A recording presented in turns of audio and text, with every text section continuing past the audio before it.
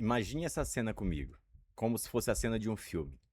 Um homem algemado, duas correntes presas ali no seu pulso. De um lado, uma multidão, fúria, gritando: tira esse homem da terra, esse homem não merece viver. Do outro lado, soldados romanos com espadas desembainhadas, ali empunhadas ali, tentando conter a multidão, tentando conter aquele tumulto. E no meio de tudo isso, um homem calmo, sereno, pacato, que olha para todos aqueles homens, para o comandante, principalmente, e direciona uma palavra ao comandante, e ele pergunta com toda serenidade. Isso está em Atos capítulo 21, versículo 37. É-me permitido dizer alguma coisa? Meus amados, esse homem era nada mais, nada menos do que o apóstolo Paulo.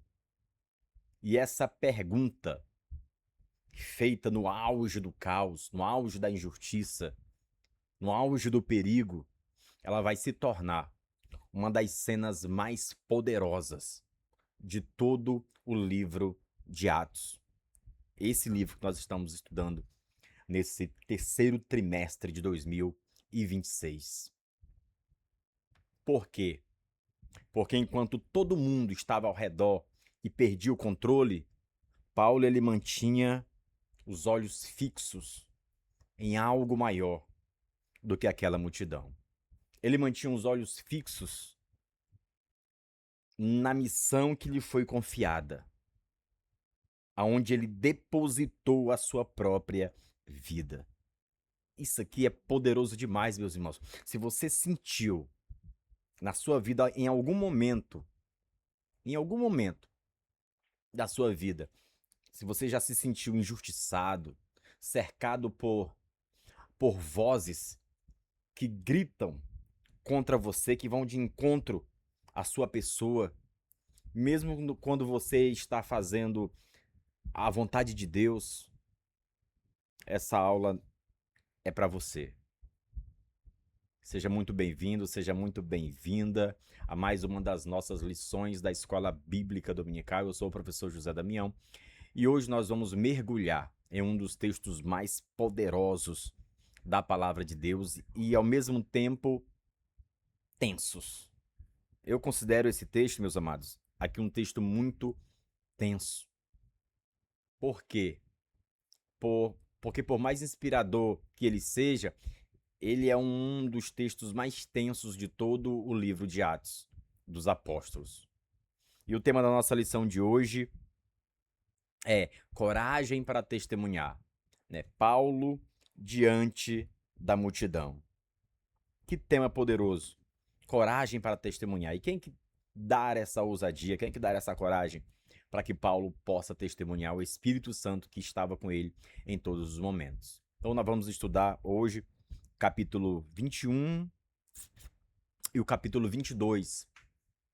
E o momento aqui é o momento em que Paulo chega em Jerusalém, né? Paulo chega em Jerusalém e ele é acusado injustamente. Vocês vão perceber na leitura que ele passa a ser acusado injustamente a ponto de ser preso. Então Paulo também, por ser acusado aqui justamente pelos religiosos, Paulo é preso.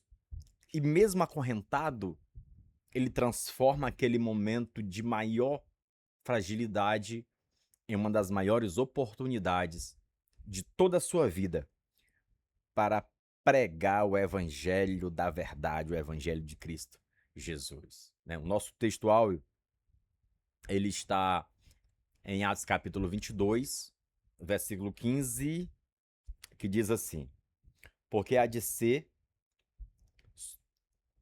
porque hás de ser sua testemunha para com todos os homens do que tens visto e ouvido.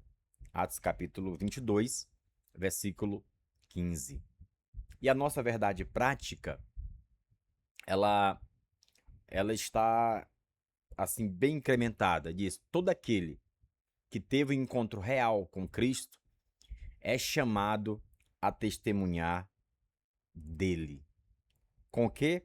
Com fidelidade, mesmo em meio à oposição e ao sofrimento, né? Guarda essa frase aqui no seu coração, porque nós vamos, assim como nós costumamos nas outras aulas, voltar um pouco mais a essa questão, a esse tema específico. Nós voltaremos a esse tema específico aqui algumas vezes, tá bom? Beleza? Guarde isso aí no seu coração, para a gente poder meditar essa palavra. Tenho certeza que Deus vai falar aos nossos corações, né? Se essa palavra ela está te edificando, se as nossas aulas te edificam, eu quero te pedir, deixa o seu like aí, compartilha essa aula com alguém que precisa ouvir, né? Que precisa desse ensinamento. Também você vai estar nos ajudando a divulgar o nosso canal, o nosso trabalho. Nós procuramos aqui nos ater ao ensino muito conciso, aos pontos e subpontos, fazendo um comentário que possa te auxiliar aí na tua classe, tá bom? Vamos para a o nosso contexto aqui. E antes de nós entrarmos no nosso contexto, nós precisamos detalhar uma narrativa, nós precisamos entender o contexto em que essa história acontece. Porque você conhecendo o contexto, fica mais fácil você assimilar, né, assimilar o conhecimento e poder aplicar verdades que a palavra de Deus tem para ser aplicada a começar na sua vida, tá? As verdades que vocês aprendem, prioritariamente, você não aplica na vida do outro. Você começa aplicando na sua vida. A verdade que eu aprendo para essa aula, quando eu estudo para essa aula, primeiro eu aplico na minha vida. Depois eu ensino. Porque se você não fizer aplicar primeiro para si, ela não serve para ser aplicado para o outro. Ela tem que passar primeiro por você. Você tem que ser o primeiro a receber. Quer ser edificação, quer seja exortação, correção, né? Conforme o Espírito Santo ele falar ao seu coração. Então, em Atos capítulo 21 e o capítulo 22, eles fazem parte daquilo que os estudiosos chamam de a subida de Paulo a Jerusalém, né? Nós temos isso aqui. Esse é o chamado, é o conhecimento. A subida de Paulo a Jerusalém. E esse é o momento em que a narrativa de Lucas ela começa a mudar um pouquinho de direção. Você vai ver uma leve mudança de direção na narrativa do escritor do Lucas. E o capítulo 21, ele narra o caminho de Paulo até Jerusalém, com várias advertências, várias profecias. Você pode colocar que são advertências proféticas, né? Ali. Essas advertências proféticas, elas falam sobre o sofrimento que aguardavam o apóstolo aonde ele chegasse, né? Então nós vemos algumas advertências a esse respeito aqui. Esses dois capítulos aqui, o capítulo 21 e o 22, esses dois capítulos aqui juntos, eles mostram uma verdade muito poderosa. A primeira verdade que nós podemos perceber aqui, que a prisão de Paulo, ela não é um fracasso da missão. Ah, Paulo foi preso, e aí agora o que vai acontecer? Mas ela não foi um fracasso da missão. Você parou para perceber isso? Por quê? Porque até mesmo a prisão do apóstolo Paulo, ela é um cumprimento do soberano propósito de Deus. Você acredita que a prisão de Paulo ela fazia parte do soberano propósito de Deus para a vida dele? Você acredita nisso? Então, muita gente, quando vê um servo de Deus sofrendo, né, preso, perseguido, caluniado, a pessoa pensa, ah, Deus abandonou essa pessoa, coitado, deve ter feito alguma coisa, deve estar em pecado, está pagando por algo que fez. Mas você não para pensar que aquilo pode ser propósito de Deus, e Deus está tratando, e Deus tem um propósito com isso na vida daquela pessoa, daquele servo de Deus, né? Aqui tinha, né, nesse cenário aqui do apóstolo Paulo, Deus tinha um propósito. Mas o texto de Atos, ele ensina exatamente o contrário aqui, tá bom? Ele ensina o contrário do que a gente normalmente poderia imaginar, às vezes, que Deus não está tratando. É isso que eu quero dizer para vocês. Porque o eixo central aqui, meus amados, desse capítulo é a fidelidade de Paulo, né, na vontade de Deus. Por quê? Porque mesmo quando essa fidelidade ela entra em choque, e esse choque é com as expectativas religiosas, acusações injustas, risco real e verdadeiro e iminente de morte, isso nos ensina algo muito essencial, muito poderoso, e você deve pegar isso também para a sua vida. Sofrimento não é sinal de infidelidade. Não é porque alguém está sofrendo que está sendo infiel. Não é sinônimo de infidelidade. Então, guarde isso. Porque a Bíblia diz assim: todos aqueles, lá em Timóteo, todos aqueles que querem servir a Cristo piedosamente padecerão perseguições.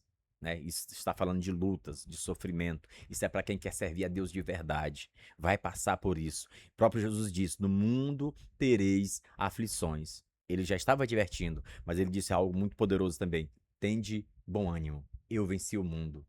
Isso significa o quê? Que aquele que venceu é poderoso também para nos dar a vitória em meio às lutas e às tempestades dessa vida. Poderoso isso aqui, né? Então, guarde isso e deixa eu repetir isso para você, porque isso aqui é muito importante. Sofrimento não é sinal de infidelidade. Não é.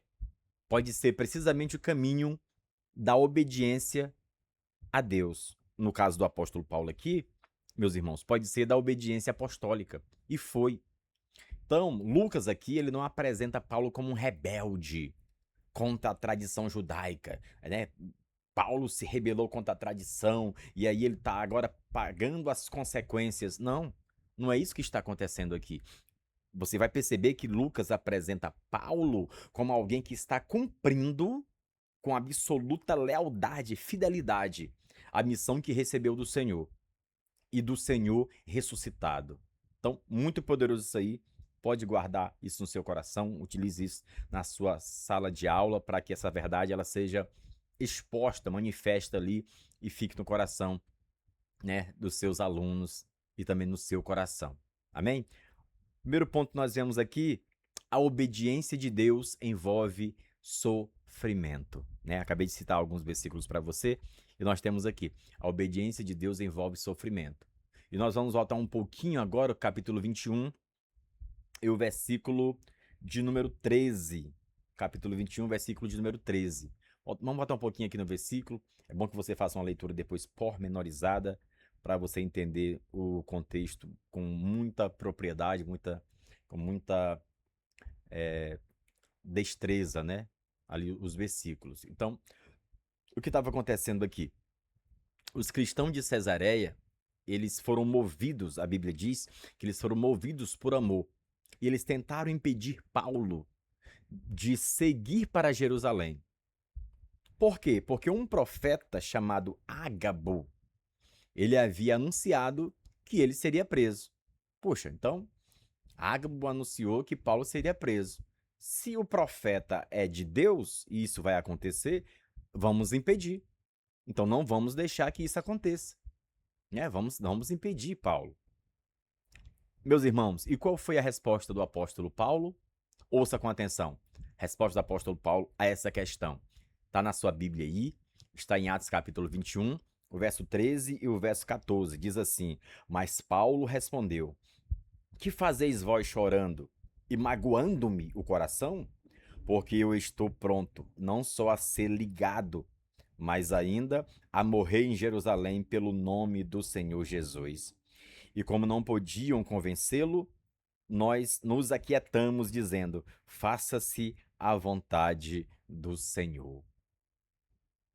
Meus amados, que coisa poderosa. Você percebe a grandeza espiritual dessa resposta aqui? Essa resposta, meus irmãos, ela não pode nem poderia sair dos lábios de qualquer pessoa. Paulo não estava buscando sofrimento. Ele não era como é que nós podemos dizer a palavra? Masoquista espiritual, né? Masoquista. Ele não estava buscando sofrimento. Não era o masoquista espiritual. Ele simplesmente estava a pagar o preço pela obediência, mesmo que isso lhe custasse a própria vida. Olha isso, olha que coisa poderosa. E é exatamente por isso que, mesmo preso, Deus usa a prisão de Paulo para que ele pudesse pregar diante daquela multidão. Então, esse é o tema da nossa lição: Paulo diante da multidão, pregando diante da multidão, né? Diante das autoridades.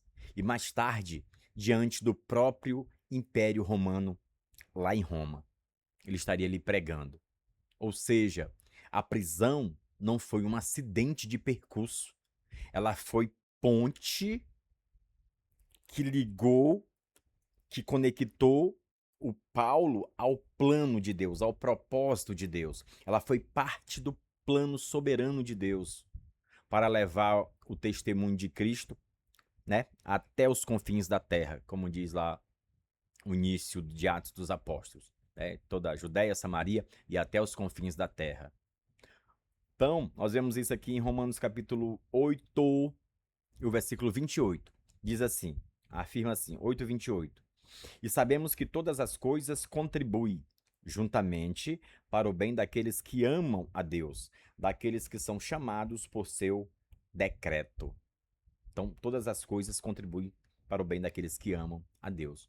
Então, amado irmão, você que está ouvindo a palavra do Senhor, amado irmão, amada irmã, você que está ouvindo, você que está assistindo essa aula, que tem essa oportunidade, né, de ouvir. Quantas vezes você já, né, já passou por uma situação que parecia que era o fim, parecia que ia se acabar, parecia que não tinha jeito, parecia que as esperanças haviam se esvaído, né, findado, e você talvez tentou até entrar em desespero, né, chegou ao ponto de entrar em desespero. Aí depois você descobriu que era verdade, você descobriu, né, que o início, assim, na verdade, tudo aquilo, todo esse sofrimento, tudo aquilo que você achava que estava acabando, era o início de um trabalhar de Deus na sua vida. Olha isso. Olha isso. Era Deus trabalhando. Então, meus amados, o princípio bíblico aqui, ele é muito claro. A obediência ao chamado de Deus, ela pode sim levar ao sofrimento. E o cristão, ele precisa estar disposto, se for necessário. Se for necessário, olhe isso. Conforme Jesus ensinou, e hoje citei o versículo ainda agora. Se for necessário, até mesmo a sofrer, a padecer perseguições, até mesmo morrer. Né? Isso nós temos um exemplo disso em Lucas, no capítulo 9, versículo 23. 9 e 23. Então, muito poderoso isso aqui. Ponto 2.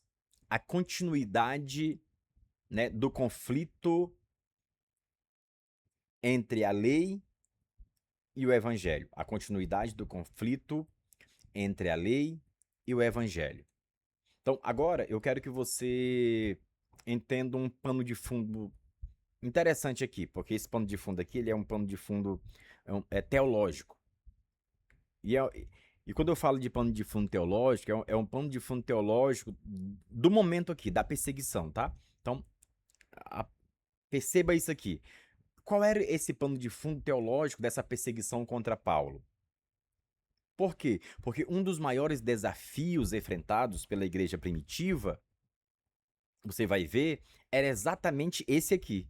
Isso aqui que está acontecendo com o apóstolo Paulo também foi o que aconteceu, foi um dos maiores desafios que aconteceu com a igreja primitiva, no seu nascedouro, lá no início, quando o Espírito Santo foi, depois que o Espírito Santo foi derramado sobre ela e houve a expansão. Então, é isso aqui. Qual é a relação entre a lei de Moisés e o evangelho de Cristo? E houve uma briga muito grande com relação a isso, né? Dessa relação entre a lei de Moisés e o evangelho. Os judeus aqui, meus amados, eles acusaram Paulo de ensinar contra a lei. Essa era a acusação dos judeus, de acusar contra a lei, especialmente dizendo que os gentios, eles não precisavam seguir as tradições judaicas. Né? Era a acusação dele. Olha, os judeus, os gentios não precisam seguir as tradições judaicas para ser salvos. Né? E essa acusação, ela revela um verdadeiro centro do conflito existente aqui. E esse conflito, ele envolve todo o livro de Atos dos Apóstolos. Se você parar para observar, vai envolver todo o livro de Atos dos Apóstolos. Porque algumas epístolas que depois das igrejas que são fundadas, Paulo envia as cartas, né, as epístolas, tratando também sobre esse assunto. Gálatas é uma das principais, né, que fala do legalismo ali. Então, o evangelho de Cristo, ele não exige que os gentios se tornem judeus para ser salvos. A prisão de Paulo aqui, ela aconteceu por quê? Porque ele foi visto na cidade com Trófimo, né? Que era como é que a gente fala? Era um cidadão de Efésio. Não vou dizer um efesiano, né? Era um cidadão de Efésio. E ele era um gentio convertido.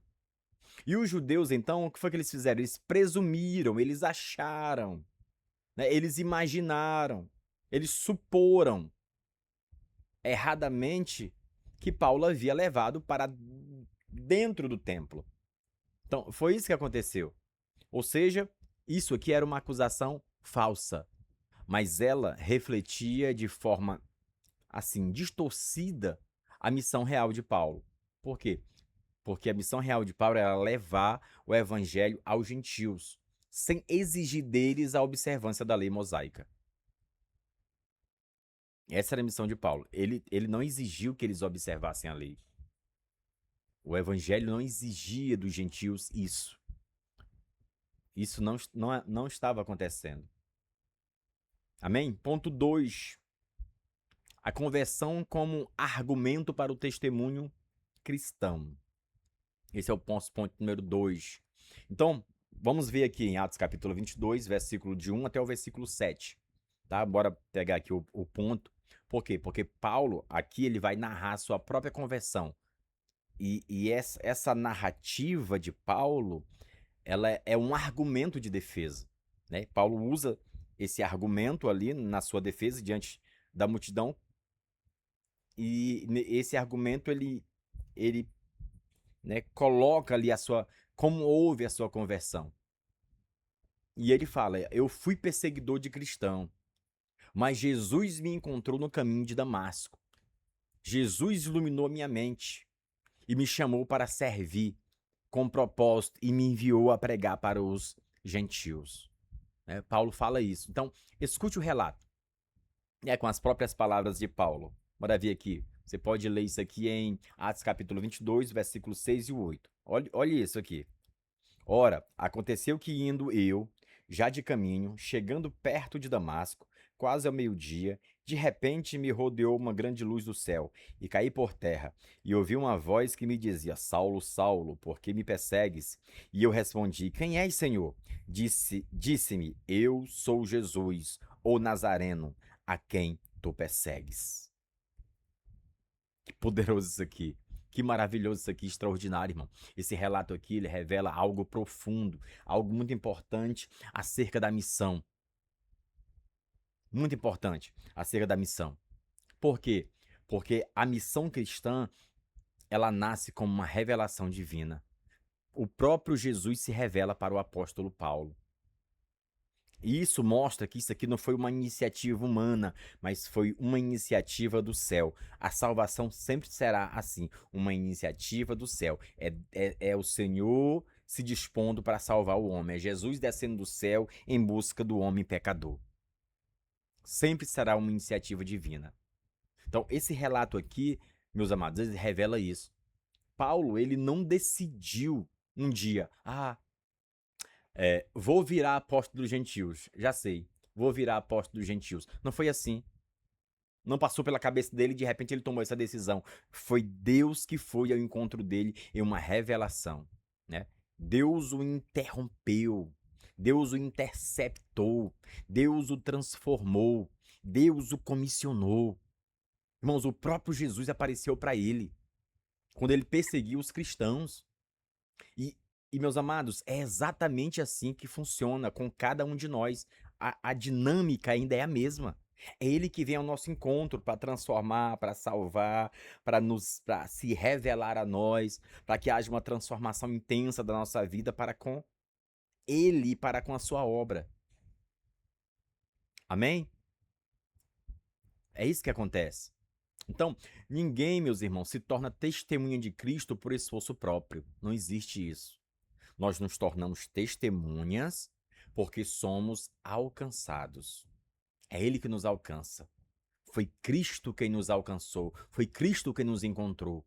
Ele veio ao nosso encontro no caminho, no nosso Damasco lá. Ele veio em um momento da nossa vida, nós podemos chamar isso do nosso Damasco, no caminho lá. E ele nos encontrou e transformou a minha vida, transformou a sua vida que está aí assistindo a aula. Você foi transformado pelo poder do Espírito Santo de Deus e você ainda está no processo de transformação contínua, chamado de santificação. Amém?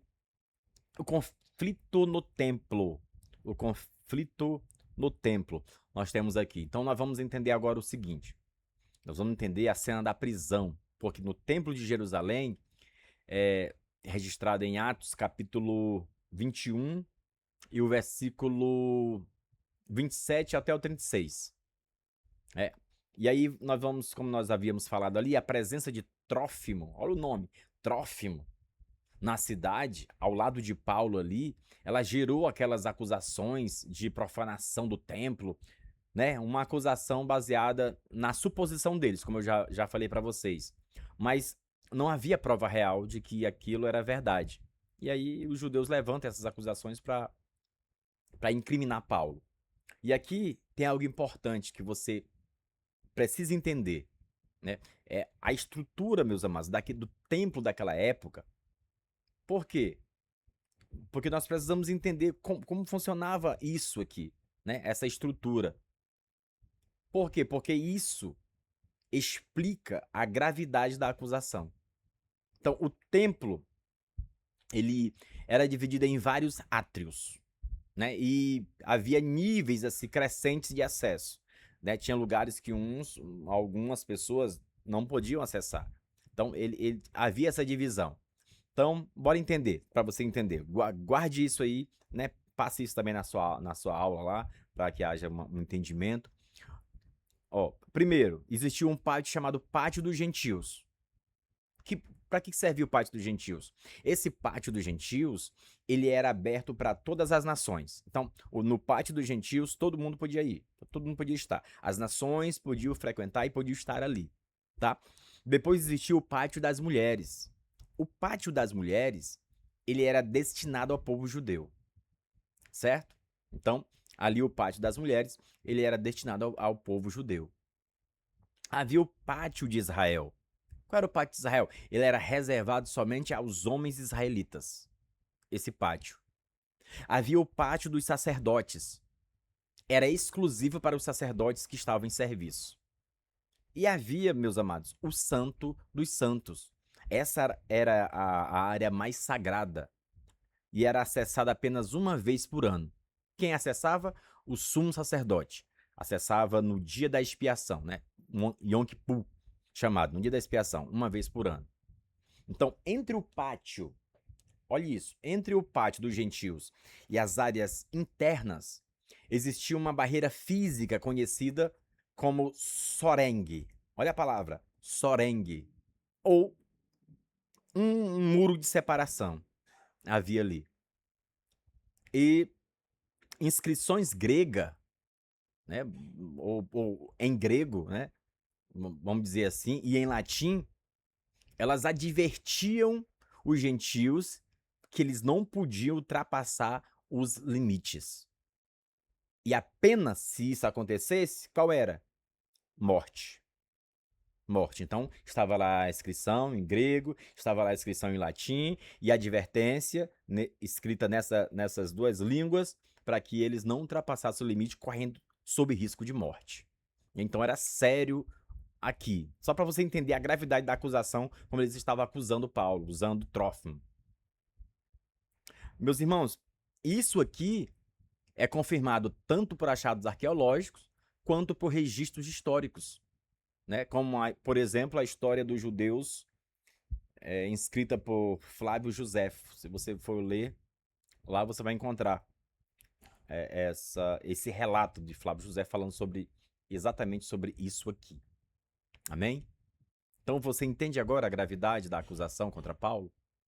Dizer que ele havia levado um gentil para dentro daquele lugar, um lugar onde um gentil não poderia estar. Aquela área era uma área restrita, onde os gentios não eram bem-vindos, eram proibidos sob pena de morte. Olha, essa aqui era a mentalidade judaica. E para eles, isso aqui, meus amados, era um crime capital. Era para realmente o cidadão ser condenado à morte. Agora, olhe isso. Veja a beleza teológica disso aqui. O Novo Testamento, ele nos revela que em Cristo, essas barreiras simbólicas, elas foram completamente derrubadas. Elas não existem mais. Então, olha as muitas barreiras que existiam no templo, um local que era para adoração a Deus, separando povos, pessoas. Mas, irmãos, isso não existe mais. Olha o que diz Efésios 2,14. Efésios 2,14. Porque ele é a nossa paz, o qual de ambos os povos fez um, e derrubou a parede de separação que estava no meio. A parede está falando disso aqui. Quando nós lemos Efésio, ele está se referindo a isso aqui, a essa falta de acesso que eles não tinham. Quando você lê aqui, você não entende, né? Mas quando você conhece um pouco da história ali, do contexto, aí você entende que o versículo se trata disso. Então isso aqui é interessante. Então, ou seja, aquele muro ali, ele separava judeus e gentios. Cristo foi lá e destruiu. Aonde? Na cruz. Na cruz. A começar pelo véu, foi rasgado. O véu foi rasgado de acesso ao santuário, lá ao templo, ao Santo dos Santos. E ele não foi rasgado de baixo para cima, ele foi rasgado de cima para baixo, dizendo que a salvação vem de cima. Ela não vem de homens, ela não vem de baixo, ela vem de Deus. Ele tomou a iniciativa. É sempre ele que toma a iniciativa, né? E é exatamente essa verdade aqui, irmãos. A inclusão dos gentios sem a exigência da lei, capite isso, que gerou tanto conflito ao redor de Paulo. Eles não entenderam isso. Eles não entenderam que o evangelho não precisava da lei anexada para salvar. O evangelho salva sem a lei. A lei não salva. A lei, ela serviu de aio, de ponte, apenas. Amém? Ponto 3. Aqui nós temos a prisão e a intervenção romana. A prisão e a intervenção romana, né? E aqui nós vemos o quê? Nós vemos que a multidão, ela foi tomada de fúria, né? Então ela pegou, arrastou Paulo para fora do templo, né? Você vai perceber isso na leitura. Aí as portas se fecharam atrás dele. E aí o que aconteceu? Atos 21, 31.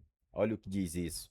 E procurando eles matá-lo, chegou ao tribuno da corte um aviso de que Jerusalém estava toda em confusão. Atos 21, 31. Essas referências aqui, meus amados, elas estão todas na nossa revista, tá? Eu peguei aqui para fazer uma leitura para trazer a compreensão mais rápida. Tá bom? Então, o que aconteceu? O tribuno romano, né, o responsável lá pelo tribunal romano, ele identificou historicamente, identificou ali que estava acontecendo uma confusão, foi anunciado. E a história aqui, ela nos fala, tem um ponto da história aqui, que identifica quem era o tribuno da época.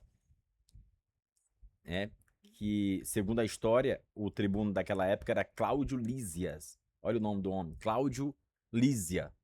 Ele foi comandante de aproximadamente 1.000 soldados. Olha isso aqui, 1.000 soldados. E o que aconteceu? Ele interveio rapidamente aqui para conter aquela onda de violência. Então ele conteve essa onda de violência. E aí ele ordenou que Paulo fosse acorrentado com 2 cadeias. 2. E a hostilidade, meus irmãos, ela é tão intensa que o apóstolo Paulo aqui, ele precisou ser carregado pelos próprios soldados. Você vai ver isso na leitura. Pelos próprios soldados carregaram o apóstolo Paulo. Por quê? Porque a violência era grande, era intensa, por causa da violência, a violência daquela multidão. Então, mesmo sobre uma intervenção militar, a multidão ela continuava gritando, agitando, continuava trazendo uma confusão muito grande. E o que eles gritavam? Tira-o, tira-o, tira-o. Você vai ver em Atos 21, 36. Pode ler Atos 21, 36. Tira-o, tira-o. Então, você percebe aqui o paralelo, não sei se você vai conseguir perceber, mas você consegue aqui o paralelo com relação de Jesus? O mesmo clamor popular pela condenação registrada lá em Lucas capítulo 23 e o versículo 23, ele se repete aqui com Paulo. Mas veja aqui, meus amados, dê uma olhadinha aqui na soberania de Deus. Olha isso. A soberania de Deus atuando mesmo através de uma autoridade pagã. Por quê? Porque, irmãos, a autoridade aqui, ela não tinha temor a Deus. Não tinha. Mas ela era responsável por agir ali na ordem pública. Não tinha, o homem não tinha nenhuma fé em Cristo. Talvez ele nem conhecia a Jesus. Mas houve a intervenção romana. Porque se isso não tivesse acontecido, eles teriam matado o apóstolo Paulo. Eles teriam matado. Paulo teria morrido pelas mãos dele. Mas, assim, nós falamos assim, por que isso não aconteceu? Porque era propósito de Deus guardar, Deus ainda tinha muita coisa para fazer na vida dele. Então, mesmo motivada, essa manutenção de ordem, né? Ela tornou-se um instrumento da condução da soberania de Deus para proteger Paulo e para preservar o seu ministério. Então, até nisso Deus trabalhava, né? Até nisso Deus estava trabalhando. Então, meus irmãos, isso aqui é muito importante. Isso aqui é importante demais. Quantas vezes, meus amados irmãos, quantas vezes Deus usa circunstâncias que parecem hostis para proteger a sua vida e para cumprir o propósito dele na sua vida também? Quantas vezes? Você já parou para pensar? Quantas vezes já pode ter acontecido, se já aconteceu ou vai acontecer? Então, chegamos aqui no ponto 4, oportunidade para testemunhar. Né? Agora nós chegamos a um ponto mais importante, né? Talvez não o mais importante, mas um dos mais importantes aqui da nossa lição e muito, muito, muito poderoso também. Eu gosto de usar essa palavra. Por quê? Porque Paulo pede licença agora para falar ao povo e ele vai testemunhar agora. Agora ele vai testemunhar. Então, num momento aqui, meus amados, de maior vulnerabilidade, acorrentado, cercado por multidões, aqui que queriam certamente matá-lo, Paulo faz algo surpreendente. Ele não vai se esconder, ele não tenta fugir, ele não tenta sair do meio ali porque por causa do perigo, por conta do perigo. Não, não é isso que ele faz. O que ele faz? Ele se dirige ao tribuno romano e pergunta com calma, com serenidade: é-me permitido dizer alguma coisa? Olha isso. Atos 21, versículo 37. Essa pergunta. Atos 21 e o versículo de número 37. É-me permitido dizer alguma coisa? O tribuno, meus irmãos, ele se surpreende. Ele esperava, no mínimo ali, um revolucionário, né, egípcio que havia libertado 4.000 zelotes no deserto. Talvez um episódio também mencionado pelo historiador Flávio José, que a gente vai ver isso lá mais na frente. Mas não. Paulo se identifica com precisão. Sou judeu. Não sou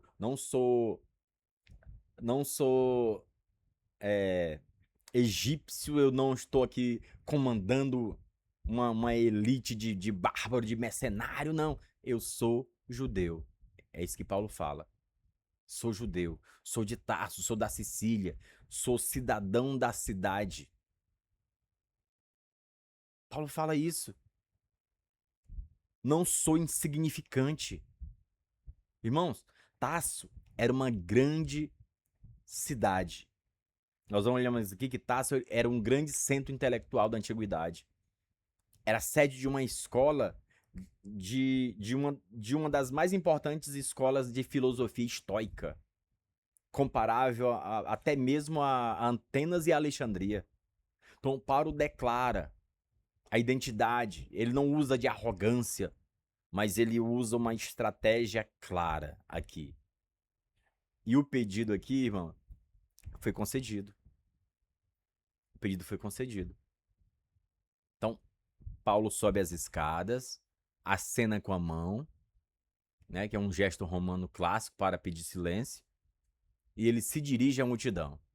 E aqui está uma das lições, talvez assim, mais profundas do livro de Atos. Uma das mais, né? Não vou dizer a mais, mas é uma das mais profundas de toda essa passagem, pelo menos.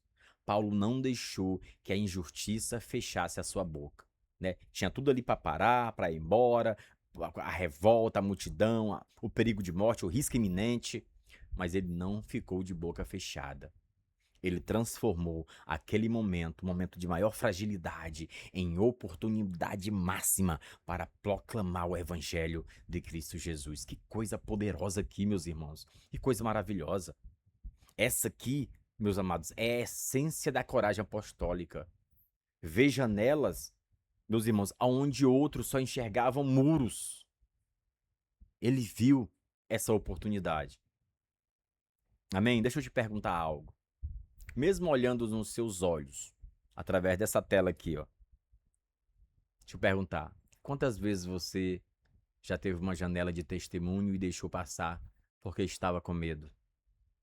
Porque estava magoado, porque estava zangado, porque achou que não era o momento certo, porque não teve coragem, não tomou iniciativa? Quantas vezes você perdeu uma oportunidade? Olha, a situação parecia totalmente contrária e arbitrária para Paulo, mas nisto ele achou uma oportunidade para testemunhar, e ele testemunhou a multidão. Poderoso demais isso aqui, né? Muito poderoso. Próximo ponto que nós temos aqui é o uso da língua hebraica para ganhar atenção. Uso da língua hebraica para ganhar atenção. Então, o texto bíblico ele vai registrar que a reação da multidão ao perceber que Paulo estava falando em língua hebraica, e na verdade era o aramaico judaico daquela época, né? Então guarde isso aí, essa língua hebraica era o aramaico judaico daquela época. Eles ficaram assim meio que pasmados. Olha isso, Atos 22, 2. 22 e o versículo 2. E ouvindo eles que lhes falava em língua hebraica, maior silêncio guardaram. Perceberam? Esse detalhe, meus amados, ele pode parecer pequeno, mas ele revela uma verdade missiológica muito poderosa, muito profunda. Paulo se comunicou em língua compreendida pelo povo judeu de Jerusalém. E foi isso aqui que gerou a atenção imediata. E como nós acabamos de ler aqui, também gerou o silêncio da multidão. Foi exatamente isso. A atenção, a comunicação de Paulo, a forma que ele se comunicou. E essa escolha linguística aqui, vamos dizer assim, ela não deve ser interpretada como uma estratégia de manipulação, né? Manipuladora ou manipulativa. Não deve. Ela foi um ato natural da comunicação que Paulo usou. E isso foi muito eficaz. Por quê? Porque era isso que cabia ali dentro do contexto cultural. Né? Essa linguagem estar no nível dos seus interlocutores. Então, Paulo, meus amados, ele fala na língua do seu povo para ser ouvido com clareza. Antes de apresentar essa defesa e antes de apresentar o seu testemunho, ele chama atenção falando, né, na língua do seu próprio povo. E isso aqui, meus irmãos, está em total harmonia com o princípio que o próprio Paulo escreveu em 1 Coríntios capítulo 9, versículo 22. Olha isso. E assim me fiz tudo para todos, para que por todos os meios chegar a salvar alguns. Então, é a estratégia de Paulo aqui. Então, o ensino central aqui é o seguinte: A proclamação do evangelho, ela exige clareza e ela exige comunicação. Sensibilidade cultural, quando se trata de outra cultura, né? Ela não altera o conteúdo da mensagem. Né? Isso não quer dizer que eu vou alterar o conteúdo da mensagem, eu não posso fazer isso. Mas eu tenho que aproximar-me o máximo possível da linguagem do povo, da cultura do povo, para transmitir a mensagem que eu quero transmitir. Então, Paulo não muda a verdade que ele anuncia de forma alguma. Ele não mudou a verdade. Mas o que ele faz? Ele faz uma adaptação na forma da sua comunicação para que a verdade seja ouvida. De novo, ele faz uma adaptação na forma da comunicação para que a verdade seja ouvida. Poderoso isso aqui, né? Muito, muito, muito, muito poderoso. Então, meus amados, Igreja do Senhor, isso tem tudo a ver com o nosso testemunho hoje. Você já parou para pensar que muitas vezes, olha isso, a gente perde oportunidades de testemunhar porque nós insistimos em falar de um jeito que as pessoas lá do outro lado elas não entendem? Já viu aquele pregador que prega o tempo todo falando em línguas estranhas? Vai pregar mensagem e fica o tempo todo falando em línguas estranhas? O que vai entender isso? O que vai entender a mensagem? Que mensagem ele está passando? Como que eu vou entender uma mensagem dessa? Nós temos que nos comunicar. A mensagem ela tem que ser recebida. Então ela tem que estar no nível do interlocutor. Ou seja, nós precisamos nos identificar como ouvinte. E identificar como ouvinte, meu irmão, não significa abandonar a verdade. Não. Mas significa o quê? Apresentá-la em uma linguagem que o outro possa compreender. E isso é verdade, né? Sempre uma linguagem que o outro possa compreender. Então, meus irmãos, o evangelho, ele não muda, mas a embalagem pode. Ela pode ser ajustada. O conteúdo não muda, mas a embalagem ela pode ser ajustada. Com amor, com sabedoria, né, com sensatez. Isso pode acontecer, tá bom? Então, coragem para testemunhar em meio à hostilidade. Paulo inicia sua defesa, irmão, com uma declaração autobiográfica, honesta, corajosa. Nós vemos aqui, Atos 22, 3, diz assim: Quanto a mim, sou judeu, nascido em Tarso da Sicília, e nessa cidade criado aos pés de Gamaliel, instruído conforme a verdade da lei de nossos pais, zeloso de Deus com todos vós sois hoje.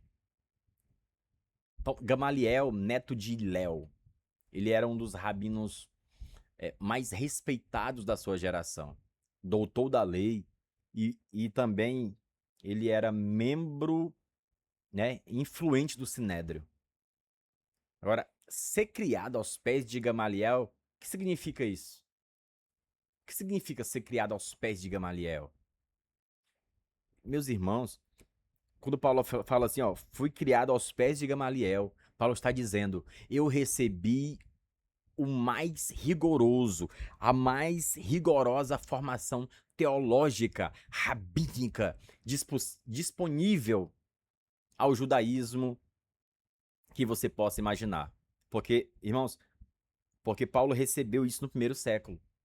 Então, estava disponível para Paulo essa formação teológica, né, rabínica, essa formação judaíta nesse primeiro século. Paulo, ele não se vangloriava do seu currículo. Não, não era isso. Pelo contrário, ele usa essa formação impecável aqui, irmãos, para mostrar que a sua convenção, ela não veio de ignorância e nem de rebeldia contra a tradição, né, a tradição dos judeus. Não era rebeldia. E ele leva as pessoas a pensar e mostrar que ele mesmo era um profundo conhecedor da lei. Mas mesmo sendo conhecedor da lei, o evangelho o alcançou.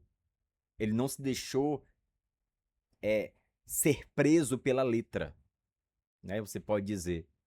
Então, logo depois que Paulo fala sobre a sua formação, logo em seguida, Aí Paulo vai confessar publicamente o seu passado sombrio. Fala da sua formação e confessa o seu passado sombrio. Olha esses passos aí. Tá? 22:4 agora, né? Atos 22 e o verso 4. Diz assim: persegui este caminho até a morte, prendendo e pondo em prisões tanto homens como mulheres. Isso Paulo está falando. Prendendo tanto a homens como mulheres. Olha isso, meus irmãos. Esta é a coragem genuína do evangelho. Paulo declara aqui abertamente para os seus acusadores, né, diante de, sei lá, antigos companheiros da fé judaica, talvez estivessem ali, que ele mesmo havia sido perseguidor da igreja até a morte, né? Ou seja, havia matado pessoas, prendido pessoas. Então, o maior inimigo do caminho se tornou seu mais fervoroso defensor missionário. E essa transformação, meus amados, ela foi radical. Porque uma transformação radical só é possível pela graça soberana de Deus, pelo poder do Espírito Santo, que converte o coração mais duro, mas ele transforma. Não importa se esse coração é duro, Deus transforma o coração mais duro. Deixa eu perguntar uma coisa para você nessa oportunidade aqui, que você está assistindo esse vídeo. Que você acha do seu passado? Hum? Você acha que ele é grande demais para que Deus possa usá-lo? Você acha que Deus não tem condições de transformar o seu passado? O que você fez quando você toma uma atitude para servir a Deus, a Bíblia diz que Deus lança tudo do mar do esquecimento. Paulo está usando aqui como referência o seu passado, mas ele já é um homem transformado.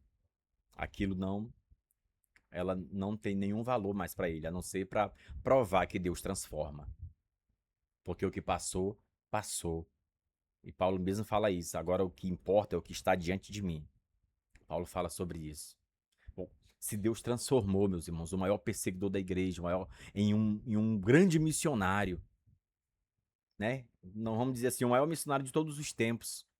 Ele pode sim transformar a sua história, a sua vida. Não importa o que você tenha feito, Deus pode transformar. Basta você dar o primeiro passo, aceitá-lo, recebê-lo, confessá-lo, deixar ele agir na sua vida. Amém? Então, quero chegar aqui à parte final da nossa lição, onde nós vamos entender agora aqui o completo testemunho de Paulo. Na verdade, ele é um modelo perfeito, né, para o nosso próprio testemunho cristão. Então, o que eu aprendo aqui? Eu aprendo que esse testemunho do apóstolo Paulo, eu posso pegar e adaptá-lo, porque ele é um testemunho perfeito para o meu testemunho, para o seu testemunho também. Amém? Então, o relato da conversão de Paulo, irmão, é apresentado, ele apresenta, né, elementos narrativos aqui, você vai observar que destacam uma iniciativa divina, né? É Deus que toma a iniciativa aqui, divina, e essa iniciativa, você pode perceber que ela é de caráter sobrenatural, né? O evento aqui é de caráter sobrenatural e também é muito intenso, ou seja, há vento, há uma voz audível, há uma queda no chão, há uma cegueira temporária, né? Você percebe isso no momento em que o Cristo encontra com o apóstolo Paulo. Ou seja, esses elementos aqui, irmãos, eles não são meramente descritivos. Você precisa prestar atenção aos elementos, você precisa prestar atenção aos detalhes. Por quê? Porque todos eles aqui são realmente teológicos. Eles apontam para uma revelação direta do Cristo ressuscitado. Então, repare bem aqui, preste atenção. O nome Saulo. Saulo, Saulo. O que isso significa aqui? Urgência. Ele repetiu, expressa urgência. E também expressa o quê? Intimidade no chamado divino. E observe que Cristo não diz assim, ó. Porque persegue os discípulos. É assim que ele diz? Não. Ele não disse porque persegue os discípulos. Ele disse assim, ó. Eu sou Jesus a quem tu persegues. Atos 22:8. Eu sou Jesus de Nazaré, a quem tu persegues. Então, essa declaração aqui, meus irmãos, ela estabelece uma identificação direta com Cristo e a sua igreja. Eu sou Jesus a quem tu persegue. Mas espera aí, eu não estou perseguindo uma pessoa, eu estou perseguindo várias pessoas. Entende? Então, ela estabelece essa ligação entre Cristo e a igreja, porque ela confirma que a perseguição ao povo de Deus ela é tratada pelo próprio Cristo como perseguição a ele. Quando você persegue o povo de Deus, é a Cristo que você está perseguindo. Entende? Esse versículo prova isso. Então, igreja, ela é o corpo de Cristo na terra. O corpo de Cristo na terra. Amém? Meus irmãos, ou igreja do Senhor, isso aqui tem uma aplicação enorme para nós hoje. Quando alguém persegue, quando alguém difama, quando alguém magoa, né, um filho de Deus, Cristo, ele sente isso como se fosse com ele mesmo. E quando você é fiel, olha isso, quando você testemunha, quando você sofre pelo nome de Cristo Jesus, ele também recebe isso como algo feito diretamente a ele. Então, o oposto é verdadeiro, né? Você pode dizer assim, o oposto é verdadeiro. A missão como servo de Cristo. Deus usou um homem chamado Ananias, meus amados. Ele era um judeu piedoso, respeitado, e esse judeu ele foi usado para restaurar o apóstolo Paulo depois que ele teve esse encontro lá na estrada de Damasco. E o próprio Ananias, ele declara em Atos 22, 14 e 15, olha o que diz: o Deus de nossos pais te escolheu para que conheças a sua vontade, e vejas aquele justo e ouças a voz da sua boca, porque há de ser sua testemunha para com todos os homens das coisas que tens visto e ouvido. Então, esse é o nosso texto áureo dessa lição de hoje, aqui. A palavra grega aqui para testemunhar, meus amados, é martis. Martis, de onde vem, inclusive, a palavra Marte, né? É interessante essa palavra. E ela significa aquele que testemunha de forma pessoal e direta aquilo que conhece como verdadeiro. Olha isso. Aquele que testemunha de forma pessoal e direta aquilo que conhece como verdadeiro. Então, no contexto do Novo Testamento, isso aqui não é uma opinião. Não é. É um testemunho baseado na experiência real e na revelação recebida. Ele recebeu essa revelação. Então, tudo isso se baseia em quê? Nessa revelação recebida. Então, aqui está uma verdade que precisa tocar o meu coração, precisa tocar o teu coração. Aquilo que foi visto não pode ser silenciado. Você precisa falar, você precisa anunciar. É o que está descrito em Atos 1:8. Olha isso. Atos 1:8. E de serdes minhas testemunhas, tanto em Jerusalém, desculpa, tanto em Jerusalém como toda a Judéia, Samaria e até os confins da terra, né? Testemunhas. E a expressão aqui, confins da terra, ou todos os homens aqui, em Atos indica um alcance universal, né? Confins da terra, um alcance universal. Então, irmãos, essa é a palavra de hoje. É um testemunho genuíno, um testemunho verdadeiro. Paulo testemunhou em meio às lutas, em meio às dificuldades. Ele não deixou de testemunhar, né? Falou do seu passado, usou a narrativa da sua conversão ali diante dos judeus, mas ele testemunhou. Então, ele narra esse encontro com precisão, com uma reverência teológica. Ele testemunha, ele interpreta, ele relata, ele fala do seu testemunho, ele fala à multidão, né? Isso é poderoso demais. Ele fala como a vida dele foi transformada. Isso aqui é muito, muito poderoso. Então, se você chegou até aqui nessa aula, deixa o seu like aí, né? Nos siga, irmão, nas redes sociais também. Faça um comentário se você achar algo interessante, se você tem alguma crítica também, ou quiser deixar alguma sugestão, pode deixar. tá bom? Nós continuarmos fazendo esse trabalho aqui e com certeza vai continuar sendo muito edificante na nossa vida, tá? Então, eu quero deixar aqui apenas o relato do que Paulo fez, essa missão, dessa conclusão, né? Já que nós chegamos ao final dessa nossa lição de hoje, eu quero que você guarde essa verdade aqui com você, eu considero a verdade da semana. Primeiro, o testemunho de Paulo, ele nos ensina que a coragem para anunciar o evangelho, ela nasce da força natural do ser humano. Ela nasce da força natural do ser humano. E aí, ela precisa receber o impacto do Espírito Santo. Por quê? Porque apenas numa força natural, ninguém consegue testemunhar. Ela precisa da ação sobrenatural do Espírito Santo. De forma natural, você precisa estar vivo. De forma sobrenatural, você precisa ser revivificado. Então, o ser humano só, de forma natural, ele não consegue anunciar o evangelho. Ele precisa receber, ser impactado, ser regenerado, ser transformado. E aí, como Deus toma a iniciativa, o homem também agora tem essa prerrogativa de anunciar o evangelho. Então, um resumo aqui, tudo isso vai acontecer de maneira sobrenatural, né? Com ousadia, com muita graça derramada no coração. Então, ela nasce de um encontro verdadeiro com Cristo ressuscitado. Foi isso que Paulo teve. Ele teve um encontro com Cristo ressuscitado. Enquanto ele era apenas perseguidor, nada acontecia.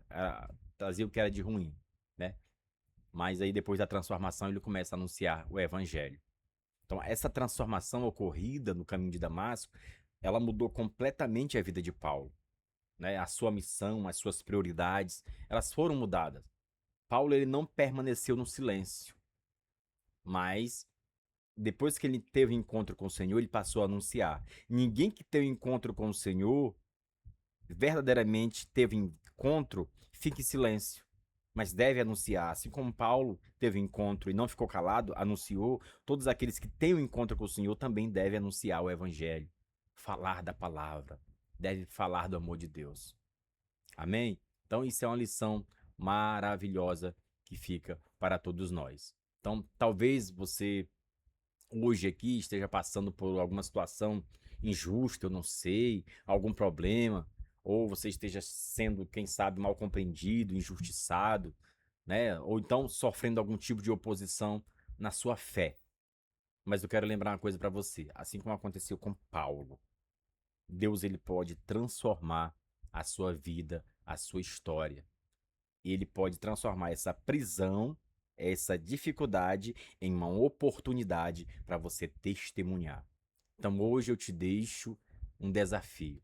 Seja testemunha daquilo que você viu, né? Viu e daquilo que você ouviu de Cristo. Testemunho com coragem, testemunho com sabedoria, testemunho com amor.